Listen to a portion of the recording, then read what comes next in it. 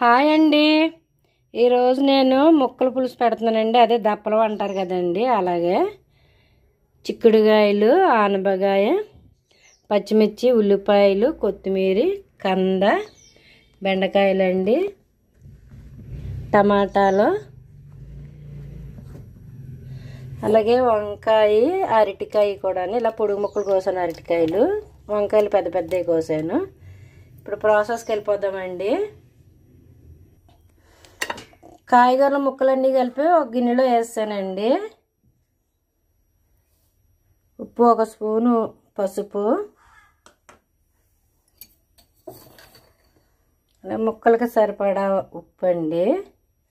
చాలా పోతప్పుడు మళ్ళీ వేసుకోవచ్చు. మనం స్పూనున్నర వేసాను.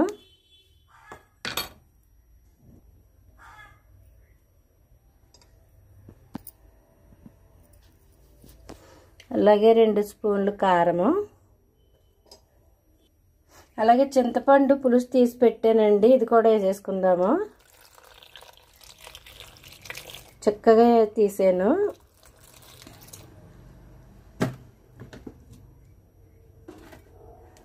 ఇది పొయ్యి మీద పెట్టేసుకుందామండి. ఇలాగే ఉడకబెట్టేసుకోవాలి. తర్వాత పోపు పెట్టుకోవచ్చు. పొయ్యి మీద పెట్టానండి. పొయ్యి అంటించేసాను. ఇది బాగా దగ్గరికి ఉడికిపోవాలి. మూత పెట్టేసుకుందామండి.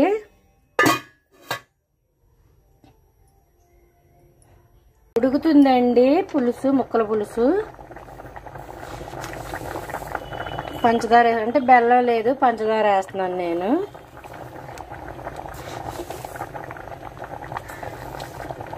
ఇంకా బాగా దగ్గరికి అయిపోవాలి. దాంట్లోకి పప్పు అండి, ముద్దపప్పు చేస్తున్నాను. అంటే ఈ పులుసులకి మేము ఎప్పుడు పప్పులో వండుకుంటామండి. ముద్దపప్పు వండుకుంటాము. పొయ్యి మీద పెట్టాను కడిగి.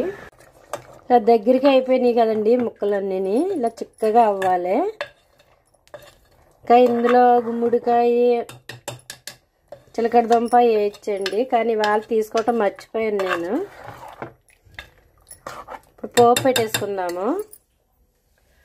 పొయ్యి మీద ఆయిల్ వేసి పెట్టానండి. గిన్నె, పోపు గిన్నె. ఆయిల్ వేడవ్వింది. పోపులు వేసుకుందామండి. వెల్లుల్లిపాయ, కరివేపాకు, మెంతులు, ఆవాలు, జీలకర్ర.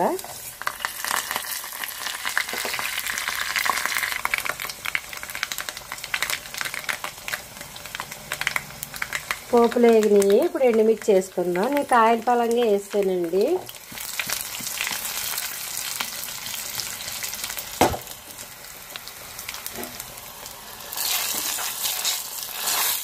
వేగిపోయినాయి. ఎండుమిర్చి కూడా వేగిపోయి స్టవ్ ఆఫ్ చేసేద్దాము. ఇంగువ అండి. ఇంగువ కూడా వేసుకుందాం ఈ పోపులోనే.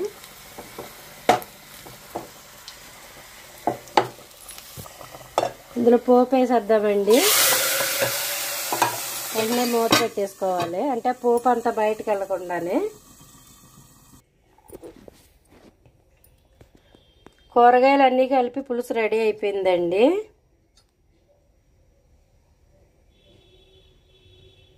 ఇందులో పప్పు వండుకోవాలి. పెసరపప్పు కానీ, కందిపప్పు కానీ, ఏదైనా ముద్దపప్పు వండుకుంటే చాలా బాగుంటుంది. ఈ వీడియో కనుక మీకు నచ్చితే మీ ఇంట్లో ట్రై చేసి ఎలా ఉందో నాకు కామెంట్ రూపంలో తెలియపరచండి. అలాగే మన ఛానల్ సబ్స్క్రైబ్ చేయండి, షేర్ చేయండి, లైక్ చేయండి ప్లీజ్.